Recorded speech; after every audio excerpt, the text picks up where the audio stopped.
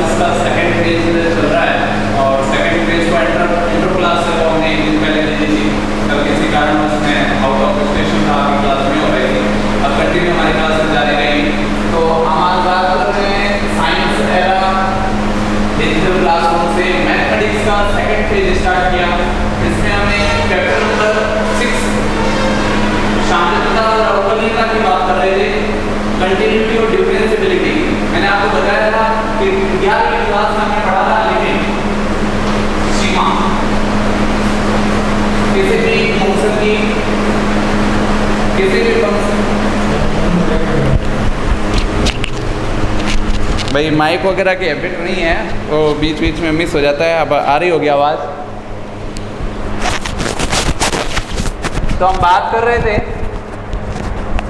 Sir ने याद दिला दिया है। तो आवाज़ आ रही होगी आपके पास। अब इससे पहले वो माइक सिस्टम के कारण माइक अटैच नहीं किया था, कोई नहीं। हाँ, तो देखिए बेटा, हम बात कर रहे थे साइंस एरा डिजिटल क्लासरूम से मैथमेटिक्स का लेक्चर चल रहा है। सेकंड फेज स्टार्ट कर दिया है। इंट्रो क्लास हो चुकी थी हमारी, जिसमें हमने कहा था आपसे कि सेकंड फेज में हम कलन चैप्टर से बात स्टार्ट की थी हमने। और कलन के अंदर पहला टॉपिक लिया था संततता और अवकलनीयता का। संततता से पहले हमने 11th क्लास में लिमिट पढ़ ली थी, यानी कि सीमा पढ़ ली थी। हमने बताया था कि किसी भी फंक्शन की सीमा का एग्जिस्ट होना।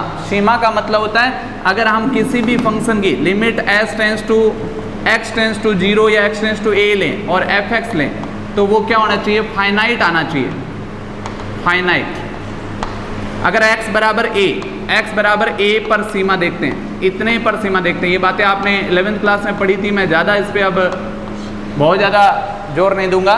हमने देखा था limit x tends to a, x बराबर a पर अगर सीमा जांच करनी है तो limit x tends to a fx बराबर, अगर फाइनाइट राशि कुछ भी मिलती है, फाइनाइट का मतलब निश्चित, निश्चित में कुछ भी आए, केवल अनंत वाला सिंबल नहीं आना चाहिए, इनफाइनाइट नहीं आना चाहिए, माइनस इनफाइनाइट नहीं आना चाहिए।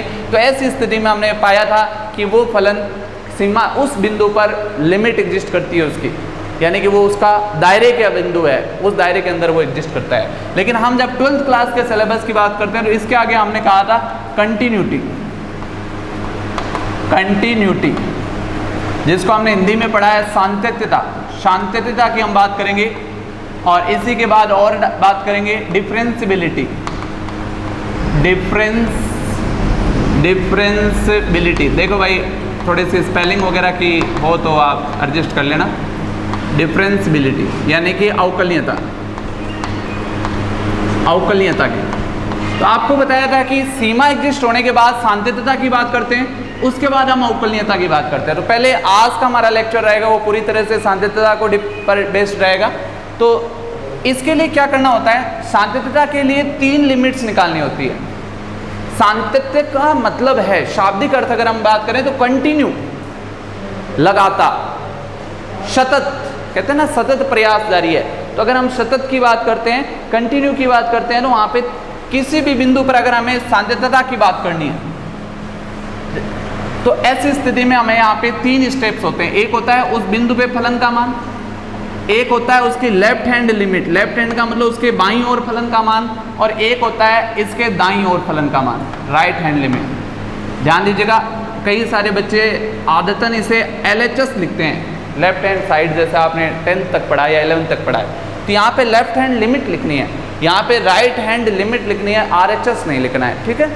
तो ये जब है FA, इसकी लेफ्ट हैंड लिमिट और राइट हैंड लिमिट ये क्या होगी? इसके लिए बेटा हमारे पास लेफ्ट का मतलब है कि जैसे आपने ये देखी, हमने कहा कि कोई हमारे पास संख्या रेखा है, ये सपोज कीजिए हमारी एक संख्या रेखा है और इस पे हमने ये माना कि कोई एक बिंदु A है, जैसे 1 2 3 4 5 कुछ भी होता है ना। तो अगर हम A की बात करते हैं तो उसकी बाईं सीमा क्या होगी? उसका थोड़ा सा लेफ्ट साइड। तो यहाँ पर हम ले लेते हैं FA माइनस H। देखिए H को घटाया, where H is very small positive quantity, और यहाँ हो गया FA प्लस H, यानी कि इसका थोड़ा बाएं आएंगे तो यहाँ पे क्या होगा? जैसे मान लो यहाँ 8 है, तो 8 में से अगर 0.1 घटा दें तो 7.9 यानी 7.9 हो जाता है। तो यहाँ पर यह आ जाता है a minus H, A minus H पे फलन का मान a पर, और इसके राइट साइड अगर हम बात करते हैं यहाँ पे, एक तो हमने यहाँ पे बात की थोड़ी सी बाईं ओर और एक हम थोड़ी सी दाईं ओर कर रहे हैं, ये a पॉइंट है, ये हो जाएगा a plus h, where h क्या होगा, जहां h बहुत ही छोटी धनात्मक राशि है, क्या है, बहुत ही छोटी धनात्मक राशि है, where h is a very small positive quantity, बहुत ही छोटी धनात्मक राशि है। ये अगर हम छोटी सी धनात्मक राशि जैसे 0.1 माना, उसे घटाया तो वो बाईं सीमा आएगी और उसे जोड़ा तो दाईं सीमा आएगी। तो जब हम संततता की बात करेंगे, जब हम कंटिन्यूटी की बात करेंगे, तो हम यहाँ पे इसके 3 फेज है, तीनों हम एग्जिस्ट करेंगे। उसकी बाईं सीमा पे उसका क्या मान है, उस बिंदु पे उसका क्या मान है, उसकी दाईं सीमा पे उसका क्या मान है। अगर ये तीनों समान पाए जाते हैं तो फलन कंटिन्यू फलन कहलाता है, उस बिंदु पे वो सतत कहलाता है। लेकिन अगर ऐसा नहीं होता, कि कई इसके 2 केसेस होते हैं, अगर मान लीजिए कि तीनों बराबर है तब तो सतत होगा, इस बिंदु पे सतत आया। अगर ये 2 तो बराबर हों, a माइनस एच और एफ ए बराबर हो, किंतु इसकी राइट हैंड सीमा ना बराबर हो, तो हम ऐसी स्थिति में कहते हैं बाईं ओर से सतत, बाईं ओर से सतत, क्योंकि ये फलन क्या है, इसकी बाईं ओर से, तो ये तो सतत ही है ना, ये लेफ्ट है ना, तो बाईं ओर। लेकिन अगर ऐसा हो गया F A minus H, F A और ए प्लस एच, अगर ये पाया गया इस साइड नॉट इक्वल हो गया, यानी कि उसकी बाईं सीमा है वो इन दोनों के बराबर नहीं है, ऐसी स्थिति में हमारे पास होता है दाईं ओर से सतत, दाईं ओर से सतत। लेकिन अगर दाईं ओर से सतत आ गया बेटा राइट साइड से, लेकिन अगर ऐसा हो जाए कि ना तो बाईं सीमा बराबर है और ना ही दाईं सीमा बराबर है, अगर बाईं और दाईं सीमा दोनों ही बराबर नहीं है तो ये असतत फलन कहलाता है, और ऐसा बिंदु असंतत का बिंदु कहलाता है। ये संतत फलन है, ये असंतत फलन है, और ये बाईं ओर से और दाईं ओर से, ये चारों केसेस आपके सामने। ऐसे बिंदु A को अशांतता का बिंदु कहते हैं, अगर सतत है तो ये शांतता का बिंदु कहलाता है। एक साइंटिस्ट या गणितज्ञ कह सकते हैं, कौशी साहब हैं, कौशी की डेफिनेशन आपकी किताब में जब आप एनसीईआरटी बुक सिलेबस की बुक पढ़ेंगे तो वहाँ लिखा होगा कि कौशी के अनुसार लिमिट को किस तरह से परिभाषित किया है। तो मैं उनका भी कथन आपके सामने रख देता हूँ, हालांकि क्वेश्चंस में उसका कोई रोल नहीं है, लेकिन ऐसी चीज़ें जो हमारे क्वेश्चंस में नहीं आती वो आगे भविष्य में ज़रूर आती हैं, तो इसलिए हमें दोनों चीज़ों का नॉलेज होना ज़रूरी है। सिलेबस के अंदर जितना भी मैटर है वो बहुत ही अमूल्य है, उसका कहीं ना कहीं ज़रूर आपके जीवन में काम आने वाला है। तो ये तो था, मैंने बता दिया कि किस तरह से सततता के क्या क्या प्रारूप है। एक इसके साथ ही मैं और बताऊंगा आपको, ये तो था जब, ये किस केस में था, जब फलन का लेफ्ट हैंड साइड कुछ और बन रहा हो, राइट हैंड साइड कुछ और बन रहा हो, और एट द पॉइंट के लिए कुछ और हो, यानी कहने का मतलब फलन वर्गीकृत हो सके। अगर फलन बाईं सीमा पे उसका फलन का रूप कुछ और है, दाईं सीमा पे फलन का कुछ रूप और है, और एट द पॉइंट पे कुछ और है, तब हम तीनों को अलग अलग देखते हैं। लेकिन कई स्थितियां ऐसी आएंगी जहां पर इस तरह से जांच करनी होगी, limit x tends to a fx बराबर fa। ये भी संततता का, फलन के संतत होने के लिए केवल इतनी जांच भी काफी होती है। जरूरी नहीं कि आप बाईं सीमा और दाईं सीमा को ही ले।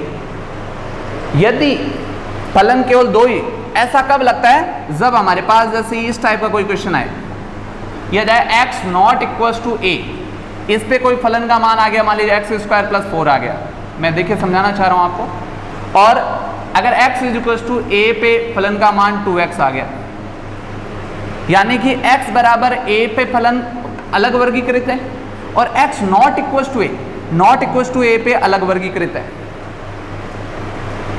या मान लीजिए पूरा ही फलन एक ही है, या ऐसा आ जाए कि fx बराबर केवल ही आ जाए x² + 7x, तब भी हम ये जांच कर सकते हैं।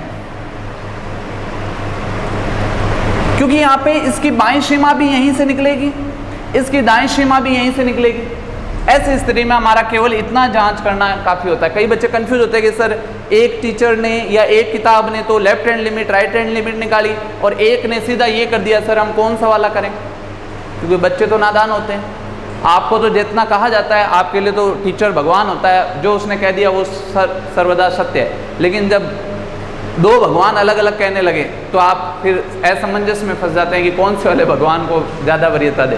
तो ऐसी स्थिति में आपको विवेक का इस्तेमाल करना है कि क्या कारण है, वो दो अलग अलग बता रहे हैं, तो क्या ऐसा हो सकता है कि दो चीज़ें अलग अलग जगह लागू हो रही हैं या एक ही जगह दोनों चीज़ें लागू हो सकती है। तो इसका भी आपके पास नॉलेज होना जरूरी है कि उनका वर्गीकरण। तो मैं आप समझाना जा रहा हूँ कि अगर फलन का वर्गीकरण इस प्रकार से हो तो हम केवल संततता के लिए ये कसौटी भी काम करेगी।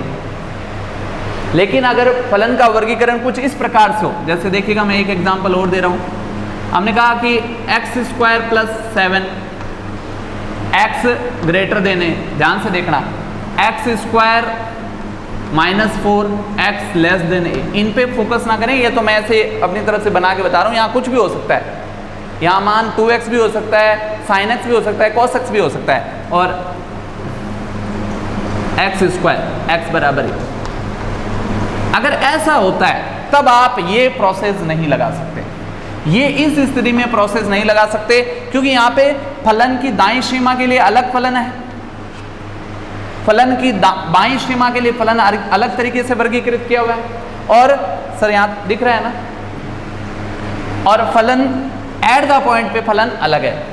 अगर उसकी बाईं सीमा पे फलन का रूप कुछ और है, कहीं और लिमिट वैल्यू पुट करनी है, दाएं के लिए कोई कहीं और लिमिट पुट करनी है, और एट द पॉइंट के लिए कहीं और करनी है, तो ये जो कॉमन मेथड है ये आप यूज़ नहीं कर सकते। उस स्थिति में हमारे पास जो यूज़ करना है वो वही करना है जैसा अभी बताया था, left hand limit, right hand limit और एट द पॉइंट। ये तीनों चीज़ें आपको चेक करनी होंगी। इसका प्रोसीजर भी मैं क्वेश्चंस के माध्यम से आपको समझाऊंगा कि किस तरह से लेफ्ट हैंड लिमिट लेंगे। बेहद ही सरल होगा, स्टेप बाय स्टेप सीखेंगे। पहले मैं आपको हर तरह के बता रहा हूँ, इस टाइप के क्वेश्चंस में यूज़ होंगे, फिर हम आपको बताया जाएंगे भाई ये है तो इस तरह से हम इसको यूज़ करेंगे। ठीक है बेटा, तो ये सांद्रता पे हमारी पूरी बात चल रही है आज कि किस तरीके से दो तरह के सांद्रता का जांच होगी। एक तो सीधा इस प्रोसेस से हम जांच करेंगे, और एक लेफ्ट हैंड, राइट हैंड और एट द पॉइंट। सतत होना, असतत होना मैंने बताया। अब मैं आपको थोड़ा सा बता देता हूँ कि कौसी साहब ने CAUCHYS इंग्लिश में लिखा होगा, और हिंदी में कौसी का गणित में उन्होंने सत्यता को किस तरीके से परिभाषित किया है, उन्होंने क्या बताया इस मामले में, तो उनकी डेफिनेशन लेते हैं। तो कौसी डेफिनेशन देखते हैं उन्होंने क्या दिया है। बेटा गणित जब पढ़ते हैं ना तो आपके जैसे मैं भी था कि जैसे ही गणित का टीचर आता तो यही उम्मीद करते थे कि वो हमें सवाल बताएगा, क्वेश्चन सॉल्व कराएगा, लेकिन ऐसा नहीं है बेटा। गणित का अगर नॉलेज आपको बनाना है तो आपको पहले थ्योरी का नॉलेज होना भी बहुत ज़रूरी है। केवल गणित में सवाल ही नहीं है। आप 12th क्लास के बाद के अपने बड़े सीनियर से पूछना कि केवल क्वेश्चन करने से गणित हो जाएगी क्या, तो केवल क्वेश्चन करना नहीं, उसके पीछे की थ्योरी भी पढ़ें। इसीलिए मैं कहा करता हूँ कि डेफिनेशन देन एप्लीकेशन, पहले परिभाषा पढ़ें और उसका अनुप्रयोग करें, तभी आप गणित में अच्छे विद्यार्थी माने जाएंगे या अच्छे अंक प्राप्त कर पाएंगे। तो केवल क्वेश्चन से गणित नहीं आने वाली। तो चलिए देखते हैं हम कि शांतता की जो बात हो रही है, सांद्रता की जो बात हो रही है, इसके लिए कौसी डेफिनेशन, CAUCHYS, कौसी की क्या डेफिनेशन है, इन्होंने क्या कहा है? इन्होंने कहा कि कोई भी फलन f(x) है, कोई भी फलन f(x) है और कोई a बिंदु पे इसकी जांच करनी है। अगर बिंदु a पर जांच हो रही है, किसी फलन f(x) की बिंदु a पर सत्यता की जांच, अगर किसी बिंदु a पर सत्यता की जांच करनी है तो इन्होंने कहा कि सर आप f(x) और f(a) यानी कि उस फलन में उस बिंदु को पुट करें और दोनों का अंतर का मापांक लें। मापांक का मतलब धनात्मक होना चाहिए, ठीक है। दोनों के अंतर का वो लेस देन क्या हो जाए, एप्सिलॉन। वेयर एप्सिलॉन क्या होती है, बहुत छोटी राशि होती है, बहुत ही छोटी, बहुत ही छोटी, बहुत ही छोटी धनात्मक राशि, धनात्मक राशि। हमने कहा कि यानी कि ये दोनों बेहद नजदीक हैं। ए बिंदु जैसे fx के अंदर रखा, इन दोनों का अंतर बहुत ही नगण्य होता है, बहुत ही छोटा होता है। बिकॉज धनात्मक इसलिए हो गया क्योंकि मॉड्यूलस लग गया। ठीक है, ये कब हो? ये जब हो जब x भी a के बेहद नजदीक हो। It is less than del. It is also बहुत ही छोटी धनात्मक राशि। देखिए कॉसी साहब ने इतनी सी डेफिनेशन देके लिमिट को परिभाषित कर दिया, और ये चीज़ें, ये जब ऐसा कुछ लगता है तो आप उसे किनारा लगने लगते हैं, क्योंकि इसका किसी क्वेश्चन में कोई रोल नहीं बेटा। लेकिन आगे कंपटीशन में हो सकता है कह दे कि निम्न में से कौन सी डेफिनेशन है। जब आप किसी प्रतियोगी परीक्षा में बैठे हैं तो वहाँ पे सवाल हल नहीं करवाएंगे आपसे, वहाँ पे ये चीज़ें पूछेंगे जो आप इग्नोर करके चले जाते हैं आगे। गणित की अब तक की 11 कक्षा तक आपने जो गणित पढ़ी है, तो आप अपने आप में आकलन करना कि बहुत सारी ऐसी चीज़ें हैं जिन्होंने आपने ये समझ के छोड़ दिया कि ये मोस्ट नहीं है, ये इम्पोर्टेंट नहीं है, या इससे सवाल नहीं आता, तो वो आपके लिए घातक साबित हो सकते हैं। तो मैं वही बात रहा हूँ कि कौशिक साहब ने क्या कहा कि अगर किसी बिंदु x और a इतना नज़दीक हैं, इन दोनों का अंतर, जैसे मान लो ये 7.1 है और ये 7 है, तो इनका अंतर कितना है? 0.1 है ना। ये बहुत छोटी और भी छोटा राशि आ सकती है, 0.00007 आ सकता है, 0.00001 आ सकता है, बहुत ही छोटी नगण्य राशि। तो यहाँ पे हमने कहा कि अगर ये दोनों बेहद नज़दीक हैं और इन दोनों पे जो फलन के मान है वो भी बेहद नज़दीक है, ऐसी स्थिति में वो जो है संतत कहलाता है, ए पर संतत कहलाता है। ये सिर्फ मैंने इसलिए बता दी ताकि आप आगे कभी भविष्य में ज़रूरत पड़े तो आप इसे ज़रूर ध्यान में रखें। और जैसे चैप्टर पूरा होगा, जब आप एनालिटिक इस पर स्टडी करेंगे तो ये चीज़ का यथार्थ आपके समझ में आ जाएगा कि ये क्यों कहा इन्होंने। इसका बैकग्राउंड ये देने के पीछे क्या कारण है, ये हम, जैसे आप छोटे हैं तो आप कोई शरारत करते हैं तो आपके गार्जियन मना करते हैं, तो आपको ये लगता है यार ये क्यों मना, हमारे पीछे हाथ और लारे पड़े है, मानकियन मना करे, फांग मत खाया कर, टॉफ़ी मत खाया कर।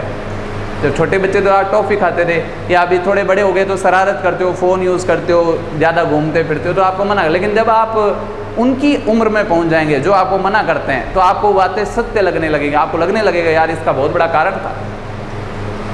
वैसे ही है कि ये चीज़ें जो दी गई हैं, ये भी आपको लग रही है कि इसका कोई मतलब ही नहीं है सर, ये उससे कोई मतलब ही, लेकिन इसका बहुत बड़ा कारण है।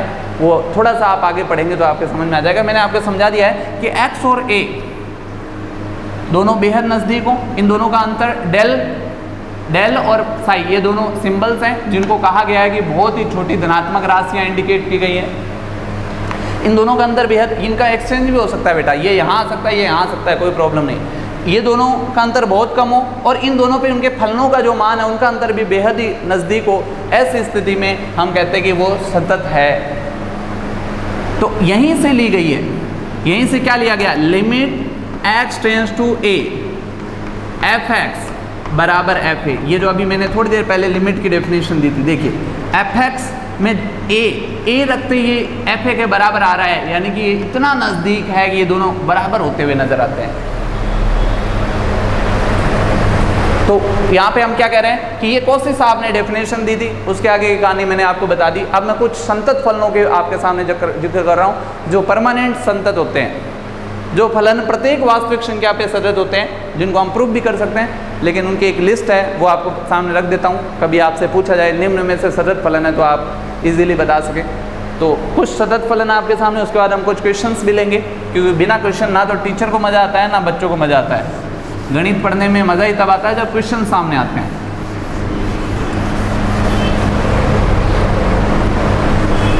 तो आप के साथ हम पिछले 2 महीने से लगातार जुड़े हुए हैं और अब धीरे धीरे ऑनलाइन क्लासेस का माहौल भी बन रहा है, सभी स्कूल धीरे धीरे क्लासेस दे रहे हैं। इस चीज़ को हमने समय से पहले भांप लिया था, आप में से भी बहुत सारे बच्चों ने भांप लिया था, उन्होंने पिछले टाइम का फ़ायदा भी उठाया। कुछ बच्चों ने अभी भी सीरियस नहीं हुए थे, तो अब उन्हें सीरियस होने का टाइम आ गया है, तो आप अपनी क्लासेस को कंटिन्यू करें। अगर कोई व्यवधान आ रहा है, कोई दिक्कत आ रही है तो हमसे फ़ोन पे संपर्क करें। केवल मैसेज करके छोड़ देते हैं ना, हम भी कई बार दूसरे काम में उलझे होते हैं तो दोबारा याद नहीं आता। तो आप फ़ोन करके अपनी शिकायत या अपनी समस्या या अपनी मदद चाहिए तो उसको दर्ज करवाएं, ताकि हम अपने ऑफिस से अपने कार्यालय से उसका समाधान कर सकें। हमारे जितने भी स्टाफ मेंबर्स हैं हमारे आपके सहयोग में हमेशा रहेंगे, तो आप अपने संबंधित समस्या को उसका निदान करवा सकते हैं और साइंस एरा डिजिटल क्लासरूम से लगातार जुड़े रहे। तो हम बात कर रहे हैं कि कुछ सतत फलन,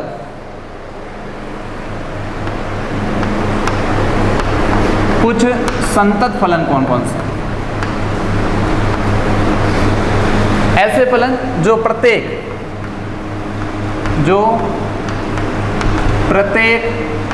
रियल नंबर, आर का मतलब वास्तविक संख्या पर सतत हो, वास्तविक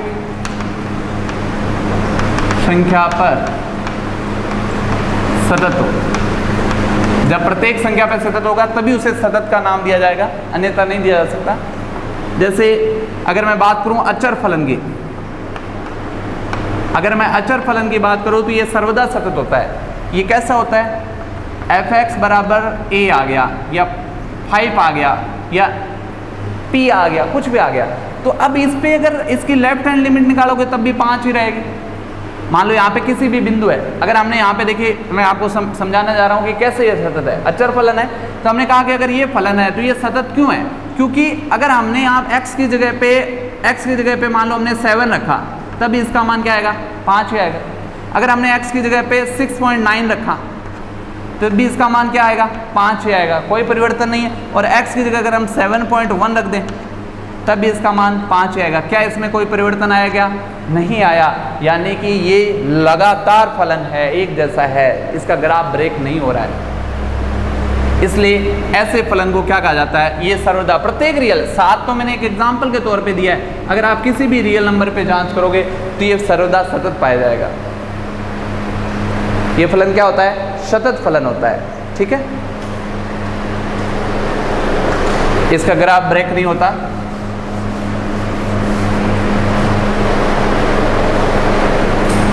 अगर बहुपद फलन की बात करता हूं,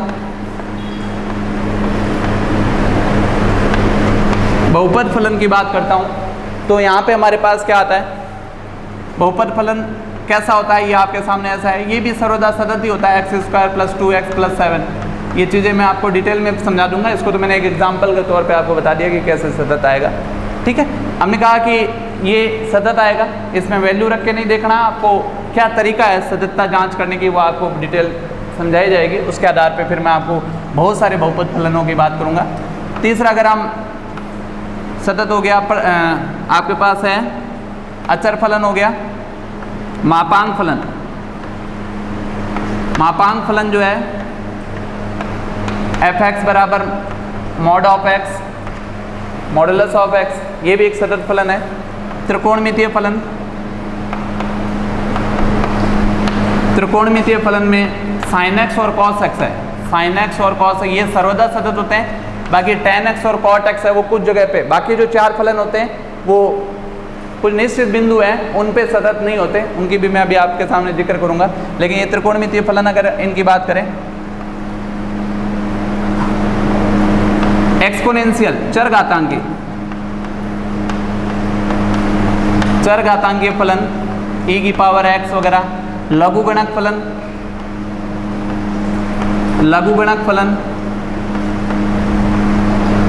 log x वगैरह, ये कुछ निश्चित ऐसे फलन हैं जो परमानेंट सतत होते हैं। इनका एक चार्ट है आपकी किताब में, आप उन्हें अच्छे से देख सकते हैं, और क्यों होता है उसका कारण हम अभी क्वेश्चंस के माध्यम से लेंगे।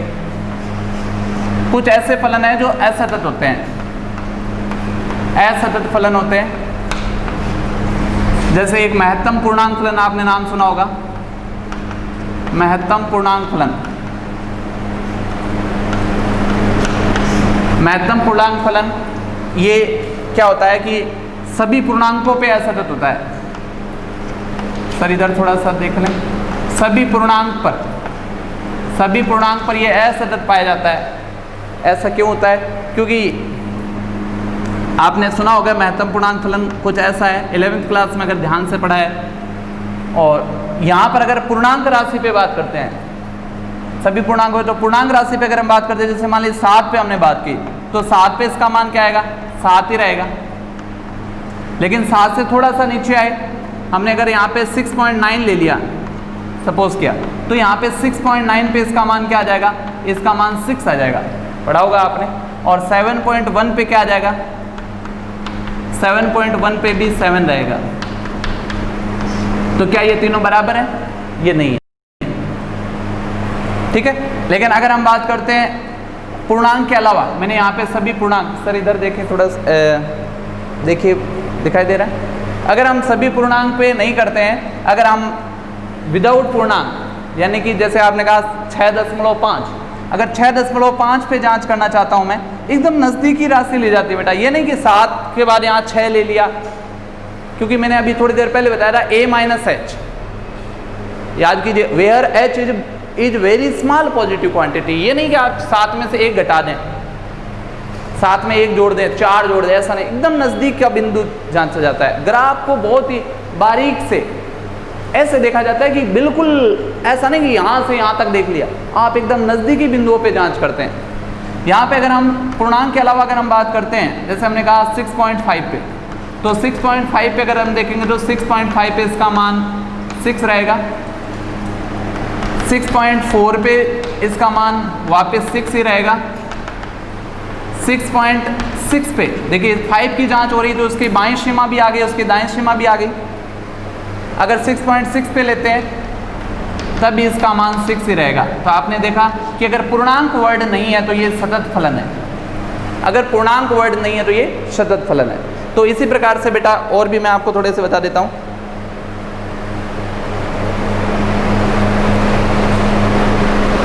और भी देखिएगा कुछ असतत फलन के एग्जाम्पल आपके सामने रख देता हूँ।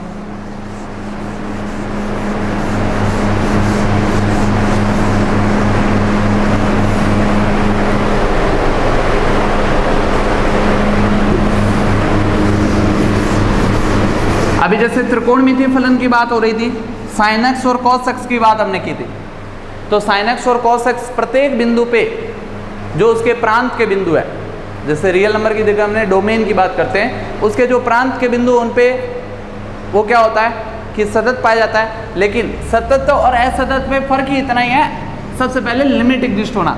अगर हम बात करते हैं f(x) बराबर tan x त्रिकोणमितीय फलनों में tan x की, तो tan x आप जानते हो कि tan x को हम क्या लिखते हैं, sin x बटे cos x, और cos 90 डिग्री पर 90 डिग्री पे cos का मान 0 हो जाता है, होता है या नहीं होता। तो जब x बराबर π/2 या π/2 के गुणक, इतने के गुणज, जितने भी गुणज आएंगे उन सब पे, गुणज का मतलब है ये कह सकते हैं या विषम गुणज कहते हैं, 3π/2 5π/2, इन सब बिंदुओं पर ये क्या पाया जाएगा, ये असतत होगा। क्यों असतत होगा? क्योंकि मैंने आपसे बताया था कि सतत से पहले सीमा का एग्जिस्ट होना जरूरी है, और सीमा के लिए इसका मान निश्चित आना जरूरी है। निश्चित का मतलब है अनंत नहीं होना चाहिए। लेकिन आप देखोगे कि जैसे ही आपने π/2 लगाया, जैसे आपने π/2 लगाया तो sin 90 का मान तो 1 हो गया, लेकिन sin cos 90 का मान क्या आया, cos 90 का मान क्या आया, cos 90 का मान क्या आ गया, 0।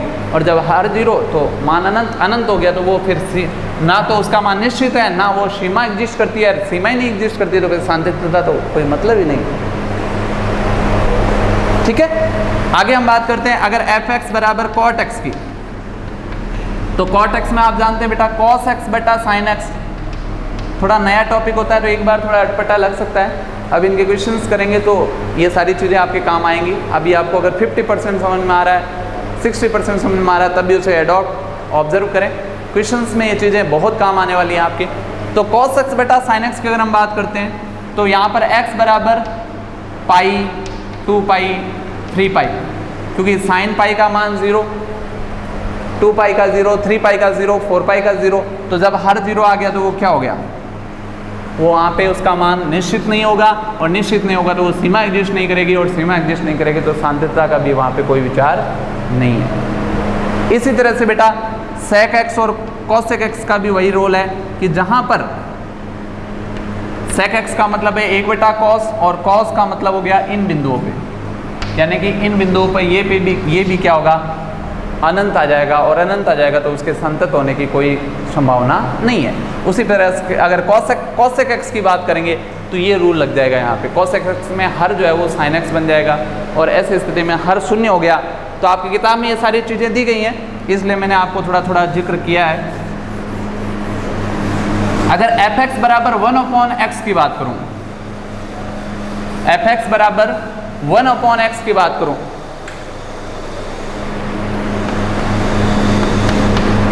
तो ये x बराबर 0 पर असतत है।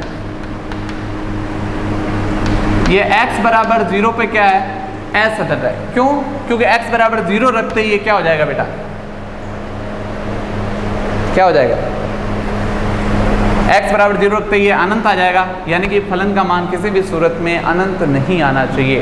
अनंत आते ही तो खेल खत्म है। अगर कोई 5वीं पास ही नहीं हुआ तो 10वीं की परीक्षा दिलाओगे भी तो कोई मतलब नहीं है। यानी कि आपको पता है कि 10वीं के लिए 9वीं का पास होना जरूरी है, 8वीं का पास होना जरूरी है, 8वीं से पहले, यानी कि प्रथम सीढ़ी है। मैंने कहा कि अनंत होना और नहीं होना पहली सीढ़ी है, उसके बाद होता है सीमा का एग्जिस्ट होना, और सीमा के एग्जिस्ट होने के बाद में शांतता की बात आती है, फिर अवकलनीयता की बात आती है। जैसे 5वीं, 8वीं, 10वीं और 12वीं। तो अगर 12वीं की परीक्षा दिलवानी है तो पहले 10वीं पास तो होना चाहिए ना। हम सीधा ही थोड़ी कह देंगे कि सीधा ही 12वीं बिठा दो। अब आपकी कोई भाई सेटिंग चलती होगी, कोई ऐसी स्कूलें हैं आपके पास तो आप दिलवा सकते हो, बाकी जनरली ऐसा नहीं हो सकता। तो वो चीज़ आपको ध्यान रखनी है। तो चलिए, थ्योरी बहुत हो गई, 1-2 क्वेश्चन ले लेते हैं हम और उसके साथ क्लियर करें। और टाइम तो कंप्लीट हो गया है, लेकिन मैं एक क्वेश्चन ज़रूर लूँगा। सर से आग्रह करूँगा कि एक क्वेश्चन ज़रूर बच्चों को बताने दे, नहीं बच्चों को ये लगेगा कि गुरुजी तो खाली थ्योरी गावे, सवाल किया हो सी आप, क्योंकि गणित सवाल परीक्षा आप तो खाली परीक्षा पास करनी है, अपन तो 100 नंबर लेना है, अपन और क्या करना है, नॉलेज हो या नहीं हो, है ना। तो एक क्वेश्चन मेरे पास क्वेश्चन की सीरीज़ है, मैं लगभग 13-14 टाइप के क्वेश्चन है संततता के संबंधित, वो क्वेश्चन आपके सामने साझा करूँगा। ये सारे क्वेश्चन का चार्ट है और इनके माध्यम से पूरी संततता है वो आपके समझ में आएगी, पूरी कंटिन्यूटी क्या है। तो इसका एक छोटा सा एग्जाम्पल है कि किस तरह से हम जाँच करेंगे, और फिर अगले एग्जाम्पल अगले लेक्चर में लेंगे। x बराबर 1 पर फलन f(x) बराबर 2x + 3 के शांततता की जांच कीजिए, के शांतता की जांच कीजिए। आपसे ये सवाल है। देखिए बेटा, मैंने आपसे बताया था कि शांतता की जांच करने के लिए 2 तरीके हैं। एक तो सीधा ये तरीका है कि limit x tends to a f(x) बराबर f है। ये कब होता है, ये कब लागू करेंगे हम? जब f(x) अकेला परिभाषित हो, यानी कि कहीं कोई उसके खंड ना हो, ऐसा ना हो कि एक पार्ट अलग है, 2 अलग है, 3 अलग है। अभी मैं अलग अलग वाले भी बताऊंगा। जब सिर्फ फलन एक तरीके से परिभाषित हो, प्रत्येक बिंदु पर फलन का मान एक ही हो, एक का मतलब एक जैसा ही हो, जैसे यहाँ 2x + 3 है, तो ऐसी स्थिति में हम सीधा फलन की शांतता के परीक्षण के लिए ऐसा कर सकते हैं।